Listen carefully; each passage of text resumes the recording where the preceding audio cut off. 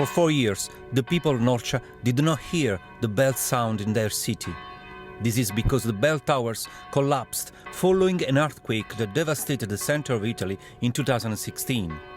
There is no bell tower, not one bell tower from which we could hear the sound in our territory. Listening again to the sound of the bells of the city tower was a strong emotion and also a very important symbol for our community. Along with buildings and houses, the symbol of Norcia, the Cathedral of St. Benedict, the patron saint of Europe, also collapsed. Saint Benedict was able, thanks to his monasteries and to the Benedictine monasticism, to defend Europe from disintegration following the barbarian invasions. And by doing so, he succeeded in bringing European peoples together. The consequences of the earthquake are still felt today. Some are still forced to live in temporary housing. The COVID-19 pandemic has made things even worse. Imagine how complicated it was to be in a lockdown within these emergency housing solutions. Little houses of 40, 60 or 80 meters where around 1,700 people had to live and get through this difficult period. Uncertainty is the greatest problem. Once the earthquake strikes, you figure out what's left and move on.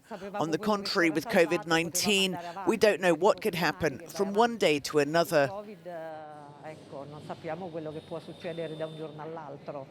Businesses have been struggling, but many have survived. Now, the focus is on the reconstruction of the St. Benedict's house. The construction of this cathedral started in the 12th century, and it was completed after 6 centuries. Today, the first phase of clearing and making it safe has finished, and the second phase of reconstruction now begins. It means this church will eventually be returned back to its former glory, and it may continue to be a symbol of unified Europe. We started reconstructing the basilica 3 years ago. We first recovered from the disaster everything we could, and then we began building the new cathedral with what it was left.